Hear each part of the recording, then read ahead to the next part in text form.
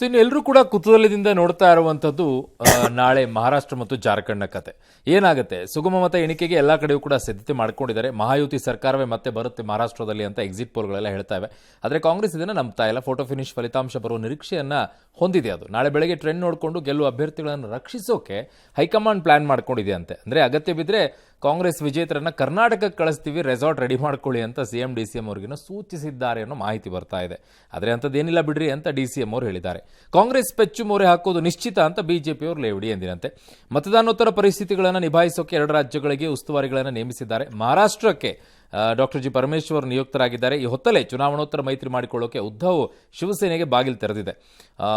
BJP ಕೊಟ್ಟಿರೋದು ಈ ಸುಳುವನ್ನು. ಇದು ಕಾಂಗ್ರೆಸ್ಗೆ ಇನ್ನಷ್ಟು ದಿಗಿಲ್ ತಂದಿದೆ. ಡಿಸಿಎಂ ಫಡ್ನವೀಸ್ ಪಕ್ಷದ ಪ್ರಮುಖರೊಂದಿಗೆ ಸಭೆ ಮಾಡಿದ್ದಾರೆ. ಉದ್ಧವ್ ಠಾಕ್ರೆ ಕೂಡ ಪಕ್ಷದ ಮುಖಂಡರೊಂದಿಗೆ ಸಭೆಯನ್ನು ನಡೆಸಿದ್ದಾರೆ. ಇನ್ನು ಜಾರ್ಖಂಡ್ನಲ್ಲಿ ಯಾರು ಬೇಕಾದರೂ ಕೂಡ ಗೆಲ್ಲಬಹುದು ಅಂತ ಎಕ್ಸಿಟ್ ಪೋಲ್ಗಳ ಸಮೀಕ್ಷೆಗಳು ಹೇಳ್ತಾ ಇವೆ. ನಾಳೆ ಬೆಳಗ್ಗೆ 6 ಗಂಟೆಯಿಂದಲೇ ನಿಮ್ಮ ಪಬ್ಲಿಕ್ ಟಿವಿಯಲ್ಲಿ ನಾನ್ ಸ್ಟಾಪ್ ಲೈವ್ ಅನ್ನು ಕೊಡ್ತೀವಿ. ಮತ ಎಣಿಕೆಯ ಕ್ಷಣ ಕ್ಷಣದ ಸುದ್ದಿಯನ್ನು ಕೂಡ ನಿಮ್ಮ ಮುಂದೆ ಇಡ್ತೀವಿ. ಮಹಾರಾಷ್ಟ್ರ ಒಟ್ಟು ಸ್ಥಾನ 288. ಸರಳವಾಗಿ ಇನ್ನು ಬಹುಮತ ಬೇಕು ಅಂದರೆ 145 ಯಾರೇ ಆಗಲಿ, ಯಾವುದೇ ಗುಂಪಾಗಲಿ ಗೆಲ್ಲಬೇಕು. ಇಂಡಿ ಒಕ್ಕೂಟ ಅಥವಾ ಮಹಾಯುತಿ ಒಕ್ಕೂಟ. ಒಟ್ಟು 6 ಪಕ್ಷಗಳಾಗಿಬಿಟ್ಟಿವೆ ಮಹಾರಾಷ್ಟ್ರದಲ್ಲಿ. 6 ಪಕ್ಷಗಳು ಒಂದು ರೀತಿ ತಮ್ಮ ಶಕ್ತಿ ಪ್ರದರ್ಶನವನ್ನು ಎಲ್ಲೆಲ್ಲೋ ಚೂರುಪಾರು ತೋರಿಸೋ ಲೆವೆಲಲ್ಲೇ ಇವೆ.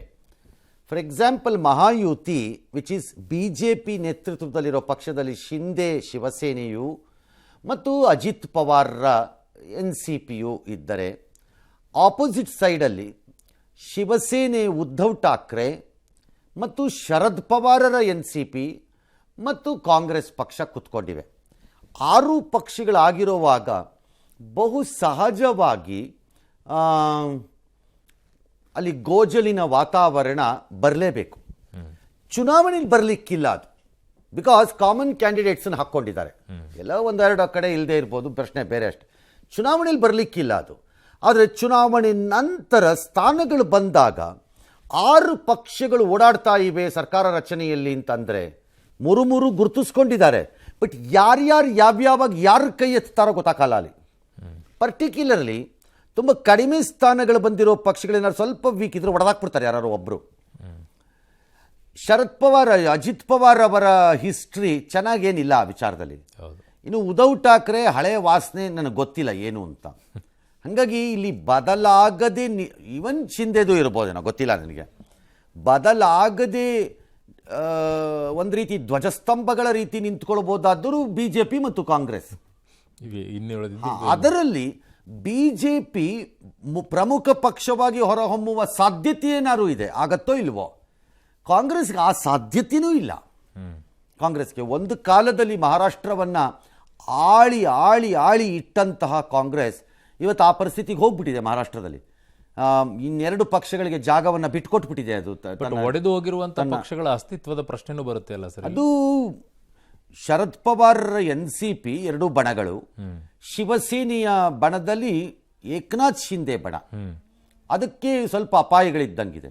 ಉದ್ಧವ್ ಠಾಕ್ರೆ ಬಣ ವೀಕ್ ಆಗತ್ತೋ ಸ್ಟ್ರಾಂಗ್ ಆಗತ್ತೋ ಫಲಿತಾಂಶ ಬಂದ ಮೇಲೆ ಗೊತ್ತಿಲ್ಲ. ಬಟ್ ಆಸ್ ಎ ಪಾರ್ಟಿ ಅದು ಇನ್ನೂ ಅಸ್ತಿತ್ವದಲ್ಲಿ ಇರುತ್ತೆ. ಬಿಕಾಸ್ ಒಂದು ರೀತಿ ಡೆಮೋಕ್ರಸಿಗೆ ವಿರುದ್ಧವಾಗಿದ್ದಾದರೂ ತಂದೆ ಮಗನ ಮೊಮ್ಮಗನ್ನ ಕರ್ಕೊಂಡ್ಬಂದು ಕೂರಿಸಿದಾಗ ಉಳ್ಕೊಂಡಂಗೆ. ಶಿಂದೆ ಶಿವಸೇನೆ ಏನಾಗತ್ತೆ ಗೊತ್ತಿಲ್ಲ ನನಗೆ. ಅಂದ್ರೆ ಅಧಿಕಾರಕ್ಕೋಸ್ಕರನೇ ಆಚೆ ಬಂದವರು ಅವರು ಇರ್ಬೋದು, ಗೊತ್ತಿಲ್ಲ ಹೇಗಾಗತ್ತೆ ಗೊತ್ತಿಲ್ಲ. ಅದೇ ರೀತಿ NCPದು ಅಷ್ಟೇ. NCPದು ಒಂದು ಕಡೆ ಶರದ್ ಪವಾರ್ ಅವ್ರದ್ದೇ ವಯಸ್ಸು ಮತ್ತು ಆರೋಗ್ಯದ ಪ್ರಶ್ನೆ ಇದೆ, ಮತ್ತು ಅವರ ಮಗಳ ಕೈಲಿ ನಿಭಾಯಿಸೋ ಪ್ರಶ್ನೆ ಇದೆ. ಈ ಕಡೆ ಅಜಿತ್ ಪವಾರ್ಗೆ ನಿಯಂತ್ರಣ ಎಷ್ಟು ಸಿಕ್ಕತ್ತೆ ಫಲಿತಾಂಶ ಬಂದ ಮೇಲೆ ಇವ್ರ ಮೇಲೆ ಅನ್ನೋದು ಗೊತ್ತಿಲ್ಲ. ಹಾಗಾಗಿ ಕೆಲ ಪಕ್ಷಗಳ ಅಸ್ತಿತ್ವಗಳು ಕೂಡ ಅಸ್ತಿತ್ವ ಅಥವಾ ತೀರ ಶಿಥಿಲವಾಗುವಂತಹ ಪರಿಸ್ಥಿತಿಗೆ ಬರಬಹುದು, ಬಂದೇ ಬರುತ್ತವೆ ಅಂತ ಹೇಳಲಿಕ್ಕಾಗಲ್ಲ. ಮಹಾರಾಷ್ಟ್ರದಲ್ಲಿ ಮರಾಠೇತರ ಮತಗಳನ್ನು ಭಾರತೀಯ ಜನತಾ ಪಕ್ಷ ಕೇಂದ್ರೀಕರಿಸಿತ್ತು. Which they did it actually ಎಕ್ಸ್ಪರಿಮೆಂಟನ್ನು ಇನ್ ಎ ಡಿಫ್ರೆಂಟ್ ವೇನಲ್ಲಿ. ಮೊದಲನೆಯ ಬಾರಿ ಯೋಗಿ ಆದಿತ್ಯನಾಥ್ ಉತ್ತರ ಪ್ರದೇಶದಲ್ಲಿ ಗೆದ್ದಾಗ there was a tremendous other OBC minor communities, small ಕಮ್ಯುನಿಟೀಸಿನ ಕನ್ಸಾಲ್ಡೇಟ್ ಮಾಡ್ಕೊಂಡು ಬಂದಿದ್ದರು ಆ ಸರಿ ಅವರಲ್ಲಿ. ಉತ್ತರ ಪ್ರದೇಶದಲ್ಲಿ 60-65 ಜಾತಿಗಳನ್ನೇನೋ ಒಟ್ಟು ಮಾಡ್ಕೊಂಡಿದ್ರು. ಅದೇ ಥರ ಇಲ್ಲೂ ಒಂದು ಮಾಡಿದಾರಂತೆ. ಒಬ್ಬೊಬ್ಬರು ಒಂದೊಂದನ್ನು ಮಾಡಿದ್ದಾರೆ, ಏನು ಬೇಕಾದ್ರೂ ಆಗ್ಬೋದು ಗೊತ್ತಿಲ್ಲ. ಇಬ್ಬರು ಗ್ಯಾರಂಟಿಗಳನ್ನು ಅಳಿಯ ಅಲ್ಲ ಮಗಳ ಗಂಡ ಅಂತ ಬೇರೆ ಬೇರೆ ರೂಪಗಳಲ್ಲಿ ಕೊಟ್ಟಂಗೆ ಕಾಣಿಸ್ತಾ ಇದೆ.